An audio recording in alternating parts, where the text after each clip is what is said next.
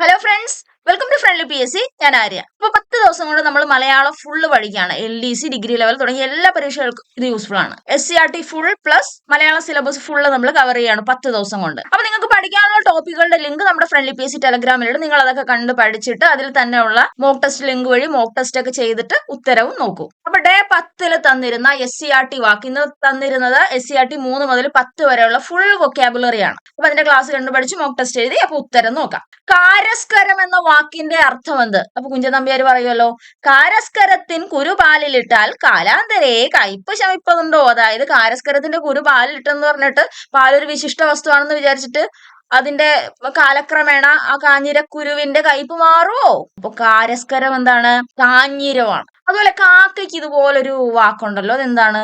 കാ എന്ന രവമുള്ളവനാണ്. അതായത് കാരവം കാക്കയാണ്. മുൻകാല ചോദ്യമാണ് കേട്ടോ. കാ എന്ന രവമുള്ളവൻ ആരാണ്? അവൻ കാക്കയാണ്. കൈരവം എന്താണ്? കേരവങ്ങൾക്ക് ഇഷ്ടമുള്ളതാണ് കൈരവം.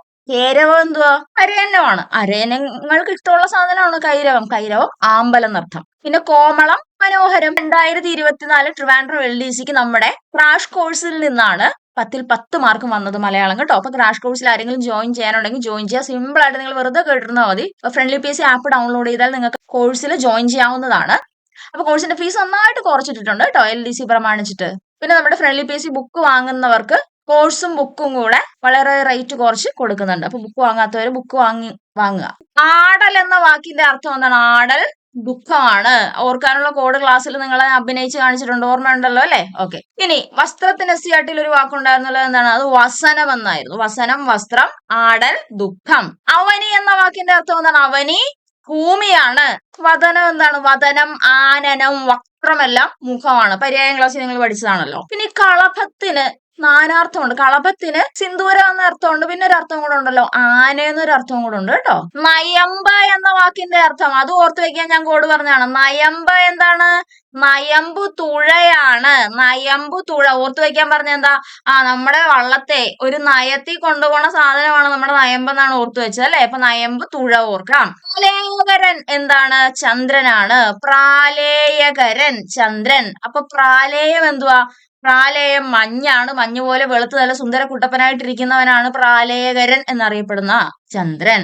ചത്വരം എന്ന വാക്കിന്റെ അർത്ഥം ഇത് ഞാനൊരു ഷോർട്സിൽ അഭിനയിച്ച് കാണിച്ചാലേ. ഞങ്ങളുടെ മുറ്റമൊക്കെ ചതുരത്തിലാണ് ഇരിക്കുന്നതെന്ന് ഓർത്താൽ മതി. അപ്പൊ ചത്വരം എന്തോർക്കാം? മുറ്റം എന്നോർക്കാന്ന്.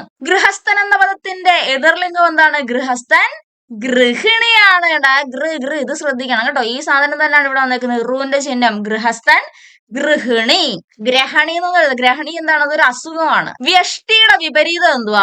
വ്യഷ്ടിയുടെ വിപരീതം സമഷ്ടിയാണ്. വ്യഷ്ടിയാകുന്നു വൃക്ഷം, സമഷ്ടിയാകുന്നു വനം.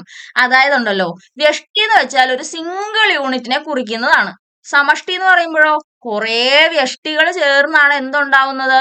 സമഷ്ടി ഉണ്ടാകുന്നത്. അതായത് കാട് എന്ന് പറയുന്നത് സമഷ്ടിയായിട്ടും മരം എന്ന് പറയുന്നത് വ്യഷ്ടിയായിട്ടും കരുതാം. ഭൂഷണം എന്ന വാക്കിന്റെ വിപരീതം പലതവണ PSC ചോദിച്ചിട്ടുള്ളതാണ്. എന്താണ്? ഭൂഷണമാണ്. ഭൂഷണം എന്ന് വെച്ചാൽ എന്താണ്?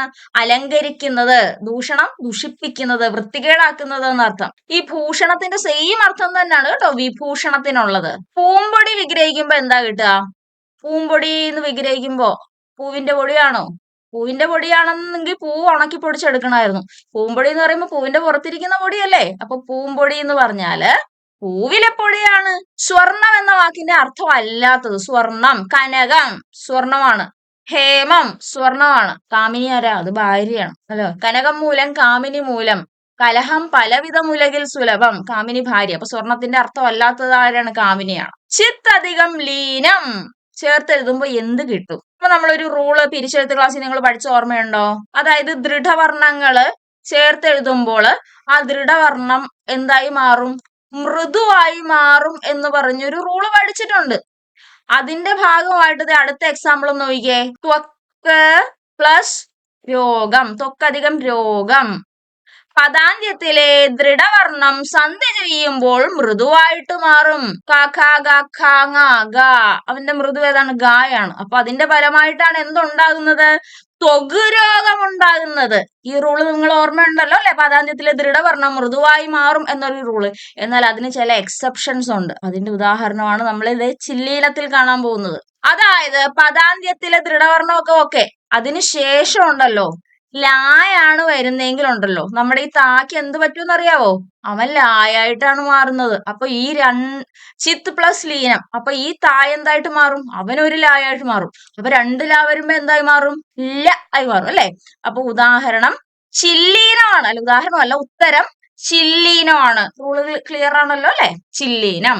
ഇതുപോലെ വേറൊരു വാക്ക് BSc ചോദിച്ചിട്ടുണ്ടല്ലോ, സമ്പത്ത് പ്ലസ് ലബ്ധി. അപ്പൊ സമ്പത്ത് പ്ലസ് ലബ്ധി. അപ്പൊ ഇവന് ശേഷം എന്ത് വന്നു? ലാ വരുമ്പോ ഇവൻ ലായായിട്ട് മാറും. അപ്പൊ ഉത്തരം എന്ത് വരും?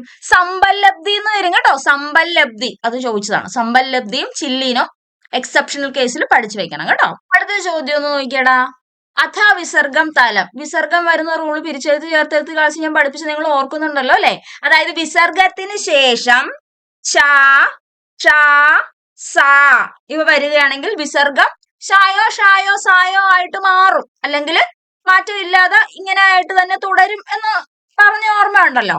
അതിന് വരുന്ന ഒരു എക്സെപ്ഷൻ ആണ് ഇനി പറയാൻ പോകുന്നത്. അതായത് നമ്മുടെ വിസർഗത്തിന് ശേഷം തായാണ് വരുന്നെങ്കിൽ വിസർഗം തായായിട്ട് മാറൂല, പിന്നെ എന്തായിട്ട് മാറും? സായായിട്ടാടാ മാറുന്നത് കേട്ടോ.